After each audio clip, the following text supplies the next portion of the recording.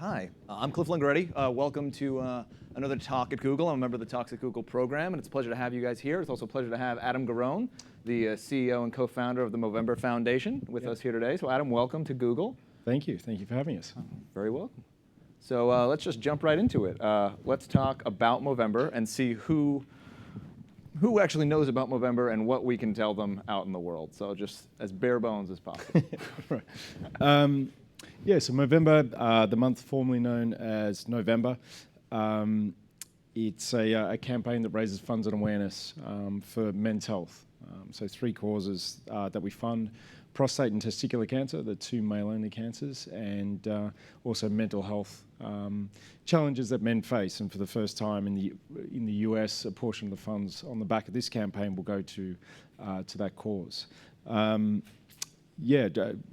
The 101 stuff, men sign up, start the month clean shaven, grow a moustache for the 30 days, and effectively become walking, talking billboards for men's health. And then we have a Mo Sister program for the women that want to participate in the campaign. Very, very important part of Movember is the women. They're often the gatekeepers. A lot of Mo Sisters in the house. Thank you for joining us, Mo Sisters. Yeah, the gatekeepers to allowing us to grow a moustache in the first place. So Movember's been around for how long? 2003. 2003. And how did Movember start, since you're a co-founder of the Movember Foundation? It's sort of a traditional Australian way. It was over beers on a Sunday afternoon. And Approved. Yeah, it was my brother and a mate, and they were talking about fashion, and they were talking about trends and how things eventually come back into style. And this is 2003, and the conversation then turned to what hasn't made a comeback, and they could think of two things: macrame and moustaches. So our next campaign will be to bring back macrame. A few more beers and the day ended with a challenge to bring back the moustache, and really the initial idea was to put the moustache back on the face of fashion. So Mo is slang for moustache in Australia, so the month was renamed, and 30 of us participated in 2003, and we were literally the only late 20-year-old, 30-year-old guys rocking moustaches back then, and the response was amazing, really. And shocking, because people would just, stop and go, "Why are you doing that?"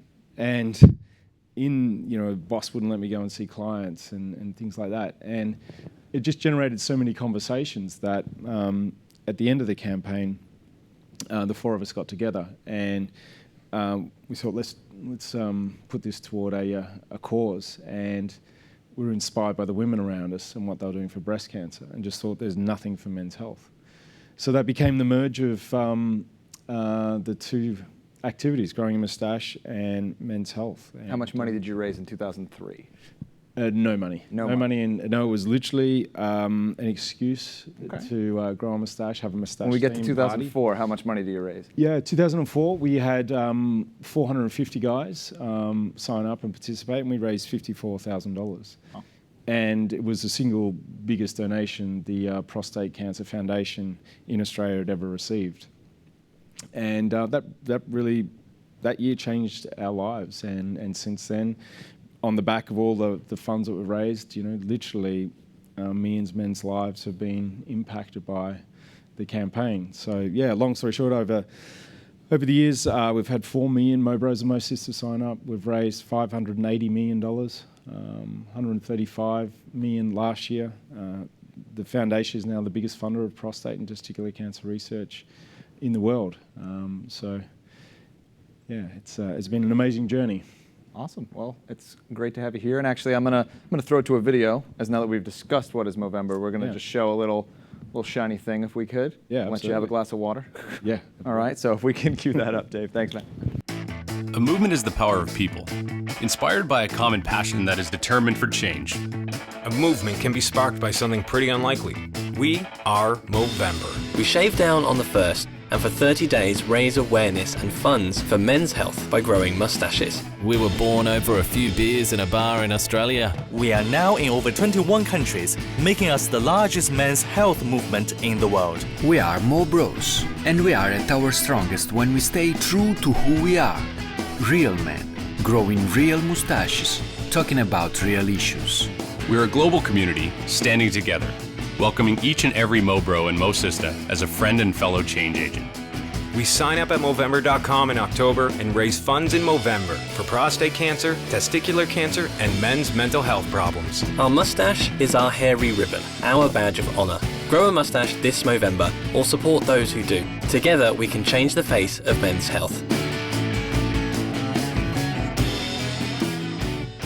I joked with you earlier that I blame my entire career trajectory on my mustache.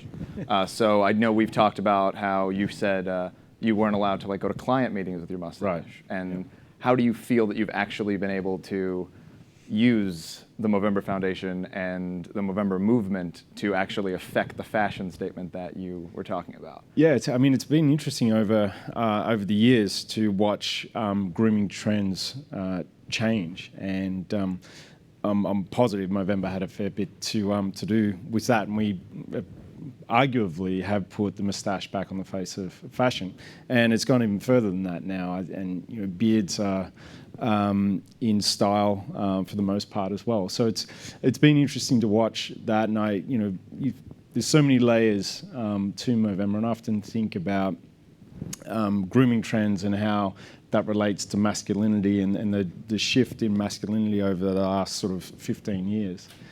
And, post that phase of, being a metrosexual or whatever that actually ever meant, probably 10 years ago, men started to express their masculinity through facial hair. And it's been a very, very interesting journey. And, it's to the extent now where we even need to bring the moustache back again. Well, I think it's interesting. You mentioned beards, and I do know whenever you talk to somebody about hey, you should grow a mustache this Movember, everyone's just like, oh yeah, I'm gonna not shave, which I know is something that we've had with Movember, and then the no shave member and all of the stuff that happens. So if we could just definitively explain why it is the mustache and not the beard. Yeah, for us it's about creating a conversation that matters, and our tagline is changing the face of men's health.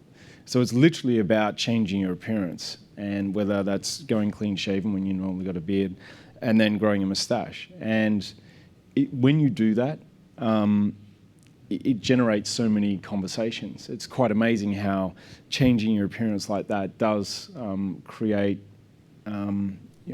interest in people. And I always say to guys that are on the edge about doing Movember for the first time, or have done it a few times and are contemplating having a year off, I always say that I guarantee you, because of Movember and because of your moustache, you'll have one really significant conversation. And I've been doing this 12 years, I think now. Every year that I do Movember, I have at least one conversation that makes it all worthwhile. Forget sort of the funds that are raised. And it's quite amazing. We've commissioned some research around how do we get men more engaged in their health beyond just Movember. And there's so many nuances to approach men with this. If you go directly to men on their health, typically, we shut down. And it's so interesting that the research we did sort of uncovered that the women, generally speaking, are very good at having face-to-face conversations, like physically face-to-face conversations, where men are far more comfortable having shoulder-to-shoulder conversations, particularly when there's something else going on. And for us, it's the act of growing a moustache and doing that shoulder to shoulder with someone else. And that creates this environment that, the conversation starts about how good or bad your moustache is, and then goes over into, often really quite serious issues that we don't normally have a bridge to get to. Very true. So we talk about the causes. Yeah. As you said, this year you're doing mental health for the first time. So what's brought us there? Yeah, Movember's always been holistically about men's health. And people often ask us, well, why do you focus on men's health? the state of men's health and in boys and men is significantly worse than girls and women. On average, a man dies 5 years younger than a woman, and there's no biological reason for that. And over the years, the average age has been going up, and the gap is closing between men and women living the same amount of time. And no one's really putting a focus on that. And I mean, 5 years is a significant amount of time. And if we know that if we can improve the state of men's health, and I'm talking physically and mentally here, that will improve society as a whole. Children, women, everyone will benefit from that. So that's why we're focused on men's health holistically. Our first cause that we decided to support was prostate cancer. And as we dove into this, people often go, because one of the other co-founders is my brother, people often assume that our dad was sick from prostate cancer, and that was part of the inspiration. And often joke now that no, he had a really sick moustache, and back in the day, and that was more the inspiration. But started to dive into it and research the cancers that affect men, and there's two. And then we were just shocked that prostate cancer has the same social impact as breast cancer. Roughly the same number of men are diagnosed, roughly the same amount of men pass from prostate cancer as women with breast cancer. And you only need to look around now during October, Breast Cancer Awareness Month, to see the amazing number of cause marketing initiatives for that cause. And if you sort of take Movember off the table, there's really nothing else out there of any sort of scale or significance for prostate cancer. So that became our initial focus. And then when we got some scale, we then also started to attack testicular cancer. And that's a rare, highly curable disease, but it's the most common cancer that affects young men, so 17 to sort of 35. And a lot of the, as you know, a lot of the guys participating in Movember are, in that age range versus prostate cancer is a disease that when you're in your 40s plus, you need to be really conscious of. And so that was the initial focus. And then mental health. And we often get asked, well, obviously that affects men and women. But when you dive into that issue and look at the statistics, it's really quite a sad story for men. So 3 out of 4 suicides are men. Men often don't understand the signs and symptoms of a mental illness. Men are typically good at masking those, whether it's diving into work, whether it's drinking or whatever it is, and not good at seeking help. And in the US, it's about 83 men a day take their lives. And so often, imagine if 83 guys washed up on the shores of, say, Santa Monica Beach tomorrow morning. That'd be global national news. And then it happened the next day and the next day and the next day. And it's just it's an issue that is not being spoken about, and we're putting a torch to this in terms of the issue from a male perspective. So they're it's really 4 causes, men's health holistically, prostate and testicular cancer, and then mental health. Well, a lot of times when I talk to somebody about growing a mustache, if someone refuses, I always just ask them to do me one favor and to actually go to the doctor and get their yearly physical and get all those things checked out, because I think that's the best thing you can do if you actually don't want to physically change your face, to at least do that. Yeah. So I think that's usually my bargaining chip of, you really should grow a mustache, but if you don't really want to, at least do this for me, because that's the conversation there. So it's very interesting to know those suicide facts. It's really actually unexpectedly harrowing. I mean, then there's different segments of the community. So if you look at the military, more men have taken their lives after serving in Iraq and Afghanistan than died in the battlefield. And, that is a shocking outcome. And again, it's a really complex issue. With prostate and testicular cancer, we're on the path to effectively curing both of those diseases. And what we mean by that is we'll soon be at a stage where no man should die from either of those diseases. For sure, if a guy doesn't present and he's got an issue, he will pass from testicular cancer. There's no doubt about that. But through ongoing awareness, education, getting guys going to the doctor, there's one last piece of the puzzle with testicular cancer, and we've just launched a global collaborative research initiative to the tune of about $3 million, bringing together the best minds to solve that last bit of the puzzle, and then it'll effectively be cured. Prostate cancer is it's a more complex disease. We help fund at the University of Michigan the identification of 28 types of prostate cancer. And we know of those prostate cancers which are aggressive, there's about 20% of them, are aggressive and need radical treatment. So they could be surgery or radiation, but 80% are slow growing, indolent, and guys can live with that cancer. If it stays within the prostate, normally it's okay. The issue at the moment is with prostate cancer, we can't tell a guy definitively what type of prostate cancer he's got. So a lot of guys are rushing in and having surgery or radiation. And the real issue with that is the side effects from those treatments. So it strikes at everything it is to be a man. It's like incontinence, impotence, bowel disorder, depression, let alone the financial burden that goes with it. So that's the big contentious issue with prostate cancer at the moment. We don't have a great screening test. And there's a lot of debate around, should you get screened or not? A lot of confusion in the public and also with GPs around it. I think one of the things I saw you speak maybe 2-3 years ago, and you said that you wanted Movember not to be the charity that raised money for prostate cancer. You wanted it to be the charity that kept moving on to new diseases and new issues. So it's great to hear that there is progress being made, and that we are taking on new and exciting. Yeah, and it's interesting, as we got into the whole research world, particularly with prostate and testicular cancer, it's really interesting at how that industry, for want of a better term, has been sort of structured, and it's all around competition, and they all compete and spend so much time putting together proposals for limited grants, and they get notoriety by getting written up in journals, and then more funding comes off the back of that. And we it was about 5 years ago, we were in 6 countries at that stage, and we did an audit of all the research we were doing.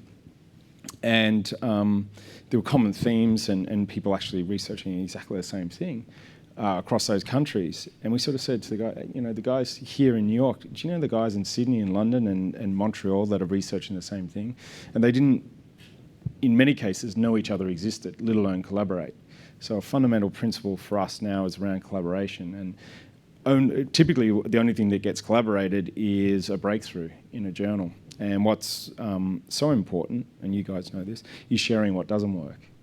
And then people can iterate off the back of that. So Movember's truly uniquely placed to have this influence, because we're in 21 countries now. We're the major funder, so you get to define the rules, right, when you're handing over these funds. And a key principle now is around collaboration. And for us, we want to unite this research community and get them working together. And it's quite a cultural shift for those researchers to get to that stage, because they're normally used to competing. So it's been a really interesting process. And I often think about this journey, and one of the key ingredients for our success, I think, over time has been our naivety. The 4 of us that started Movember had never worked in charity, had no idea around how to run a charity. We're all sales, business development type people. And we just came at it from a brand perspective and, infused that with technology. And we sort of disrupted the way you could possibly raise awareness and funds for a cause. And in the same way, when we get into this research world, you just stand back and go, the way you guys are operating, it just doesn't make sense. Why don't you collaborate? And there was no reason to. There was absolutely no reason to collaborate. So for us, disrupting that environment, getting these guys in the same room is so critically important, and virtually connected as well. Very interesting. now let's jump. I feel like we've gotten really deep on some cancer things, some sad things. So let's get back to the fact that we're growing mustaches and we're having a good time. Having fun doing it. All right, and we're having a great time doing it, and that's why we all are growing mustaches, for all the good reasons, but also because it's a good time and it's fun. So let's throw on the 2014 Made in Movember. This is the campaign for this year. If we could throw that on, Dave. Making things, getting it grown, because what we make in life, what we do for others, makes us. Doing something, even just making conversation, or making time for someone. It's a reality check on your health and a responsibility to take action. Makers, thinkers, growers, doers, changing the face of men's health. We are Made in Movember. Sign up, grow, and donate at Movember.com. So this year it's Made in Movember. I know I've seen, we have many Movember mates all around the world in Google, and I know that we seem like we're pushing this mustache is made in America this year, or this mustache is made in Ireland. So is this more of a drive to competition for that? Yeah, it's so each year we come up with a new campaign creative, and we sort of, again, it comes back to treating our brand as sort of central to everything that we do, and we treat it like almost like a fashion brand. And each year there's a new style and a new theme. So this year is Made in Movember, and it really the literal interpretation of it is the moustache is made in Movember, the man is made in Movember. But the inspiration for it came from this whole makers movement, this whole movement back to locally grown and locally produced, the farm to table movement. And it's really interesting to see, and I think it was in part driven by the economy and also in part driven by access to things like Kickstarter and stuff like that, where people have a way to raise a little bit of capital to get their idea off the ground. And it's quite amazing to see sort of how many maker fairs and things that are going on. But yeah, it's really about locally grown and locally grown moustaches, and we've sort of even taken it down to a city level. So Made in Movember, New York or Montreal or London. As the captain of the Google New York team for Movember, I have already called out the Mountain View team that we're going to beat them this year. And I actually am not afraid to say that last year I was the highest raising Googler in the entire world. So that was exciting. Well, congratulations. Just saying. Yeah. Thank you. Thank you. Who won last year? New York or? I don't want to say who won that battle. I just want to say that. I'm sorry? Not sure, actually. Truthfully, sorry. Would it have to be you guys, wouldn't it, per capita, per head count? How many people there? They got like 25,000 people, aren't they? I don't know. We'll see, but we've got to look into that. Actually, do we want to jump into a little bit of technology? And Sure. How has Movember changed almost the face that way charity works? Almost? Yeah. So there's been a couple of things that we've held central, which is the brand and then also the technology.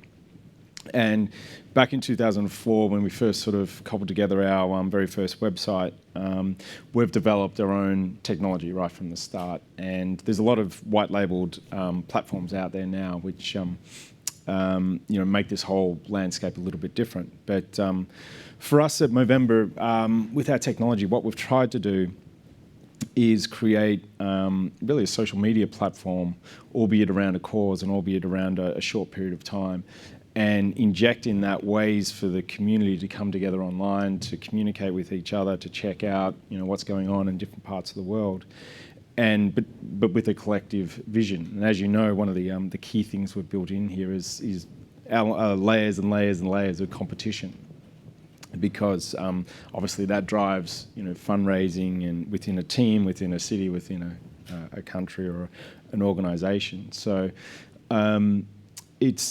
it really is interesting, because our technology platform, we raised last year $135 million, and that was in essentially a 6-week period.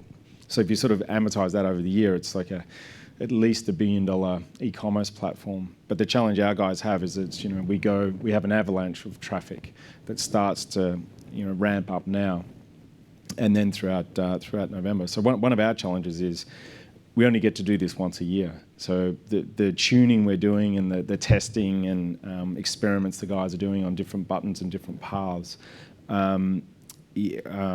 we do a lot of that in October, and then we sort of lock it down because we can't afford for there to be any issues with the platform. But it is interesting that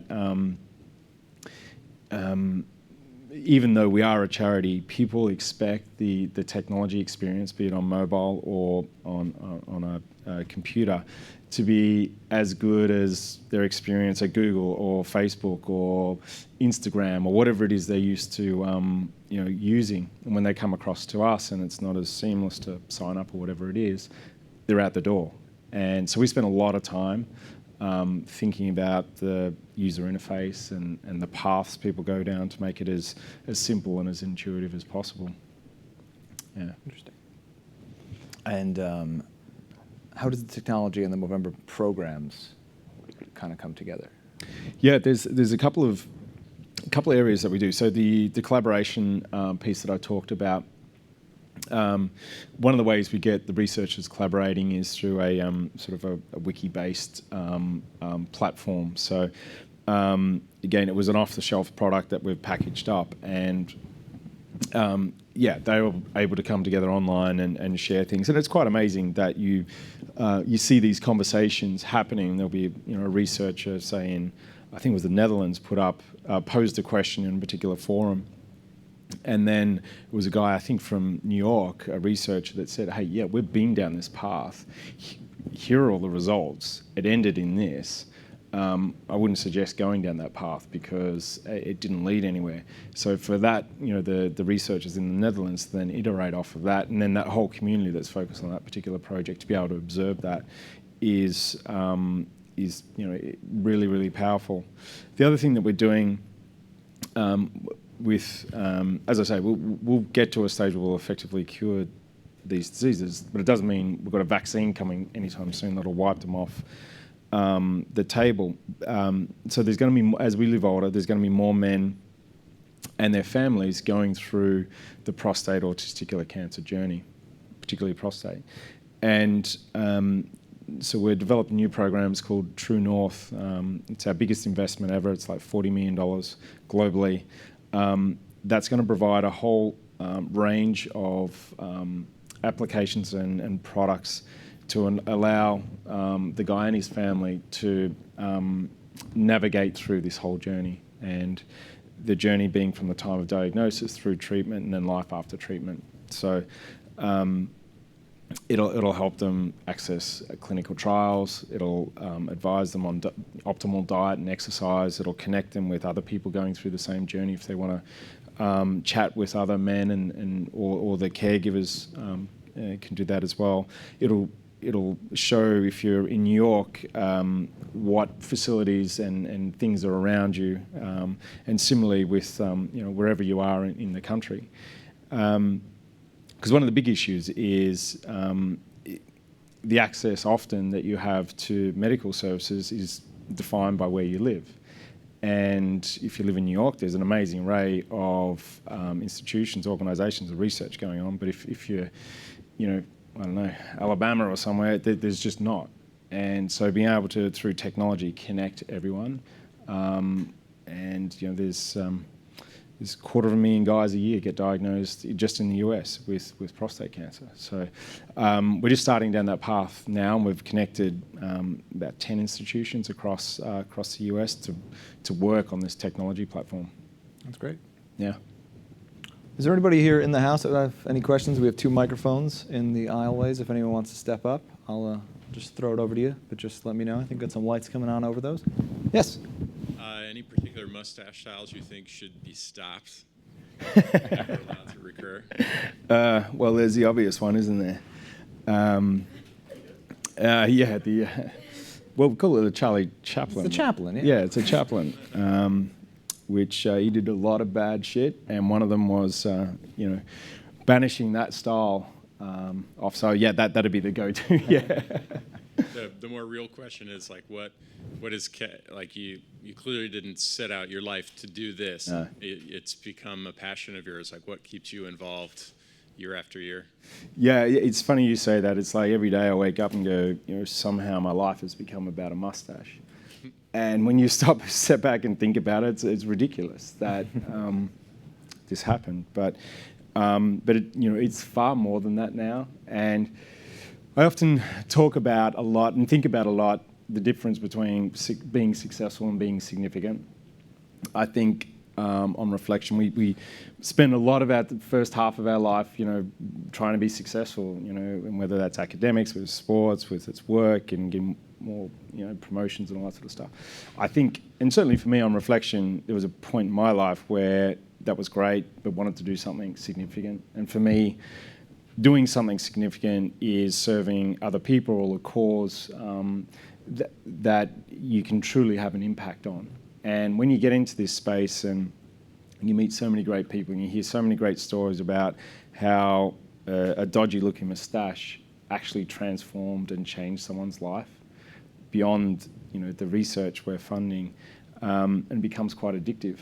And what motivates me now is we've done a great job of building all this financial capital. And now what's coming along is this human capital and the researchers and connecting them and just seeing that interaction and the progress they're making is quite amazing. And there's no other cancer category that's able to do this. If you look at other cancer categories, at best, organisations like ours are nationally focused. There's no international organisation like ours that has that reach and ability to bring people together. So for me, it's that impact and seeing this progress now on the research side. That's what gets me up every day, as well as this, of course. Yeah. Yes, sir. Hi. So I'm actually in college still. I'm an intern here. And I know a lot of college students take part in Movember, but a lot of them don't know what it's about, and even more don't get involved in fundraising at all. Right. So I was wondering, if you have any strategies to sort of leverage that untapped potential in terms of fundraising and just spreading information about what it's about. Yeah, I mean, we do. There's a lot of guys that, if you're doing Movember and you're not registered, then you're just a creep, really. So we try and shame people into it. But we do. We have, and JJ's up in the back of the room there, a group of people focused on college engagement. And it's a market that's turning over all the time as people come into it and then leave and hopefully take the Movember journey into their workplace. So we've got active programs to tap into the college market through the athletics department, through the fraternities, and then champions on campus to help us spread that message, because it is important. Like the fundraising part aside, we're not. It's great that people raise money, but we don't push that hard on that. For us, what's really important is signing up, and because when you do that, you get then armed with why it's important you do it, and we use Growing Moustache as a Trojan horse for getting men involved in this thing, and that's the most important thing for us, that they are knowledgeable or more knowledgeable in the start, and that will enable them to have that conversation that matters. But there's no easy strategy to this. It's like, it's hard. But as Movember becomes more known, people do realise that it's important to sign up. We've got a video. We'll send it to you with Samuel L. Jackson doing the voiceover. It's like, what's the title of that video? Do you remember? It's basically it's as you said, it's shaming people. Yeah, it's shaming people. If you don't register, you're a loser, essentially. Cool. Thanks, man. Yes, sir. Yeah, so most of the marketing and everything is aimed at men, but for women who may not be able to also grow a mustache, how can they be involved as well? Yeah, absolutely. So we've got a Mo Sister program, and the Mo Sister program is so critically important for us. As I mentioned, the Mo Sisters are often the gatekeeper for us to participate. We encourage the Mo Sisters to sign up as a team captain, recruit the guys in their life to be part of their team, and then encourage them to grow. A program that I'm working on, which we'll look to launch next year, it's a program called Move. So for the first 4 letters of Movember are Move. And one of the most important things you can do for your health throughout your life is staying active and moving. And I don't mean going to the gym, I mean just being active. We've built this life because of wonderful technology. We've built this sedentary lifestyle. And there's all this research coming out now around the impact of sitting for 6 to 8 hours a day. And it is as bad, if not worse, than smoking. So if you're sitting for 6 to 8 hours a day and smoke, you're in a lot of trouble. So for us, Move, next year you'll be able to sign up and make a commitment to Move. And that will enable the Mo sisters to do actually something tangible, make a tangible commitment during Movember. And the way we'll tie it back to men's health is if a Mo sister does that, they'll then be encouraged to issue a challenge to the men in their life to match their Move. And it'd be a great way. We'll sort of track that activity down online, and over time we'll integrate the wearable technology to make sure that, you know, if they're walking a certain amount of time per day, that's actually happening. So we're sort of, I'm particularly excited by the Move program, and as I say, that'll come to life more next year. All right. So, what is your ideal mustache? Ideal mustache. This is my go-to style. Your go-to? Yeah. Like, which one are you like? Who has like the most impressive mustache of all the guys that like you've met in your journey now? Oh, I'd have to say that's a ginger mustache. That doesn't count. There is a very, very powerful Ginger Mo's team. I know of this. Yes, yeah. It's like, who would it be? I'd probably Hulk Hogan. Okay. Yeah, it's impressive. All right, yeah, the Hulk's just doing it a long time. Yeah, oh yeah. All right. Anybody else here? Any other questions for the live audience here? Well, Adam, I want to thank you so much for being here. I do want to encourage everyone that's in this room, everyone that's watching the live stream, everyone that's watching on YouTube, to join on Movember.com and sign up. And Mo Sisters, Mo Bros, grow a mustache, get the people in your lives, and at the very least, get your health check. Yeah. And create a conversation that matters. That's right. Yeah. And let's change the face of men's health. Thank you so much for being here, Adam. I really appreciate it. No problem. Thank you. And you want to find anybody else?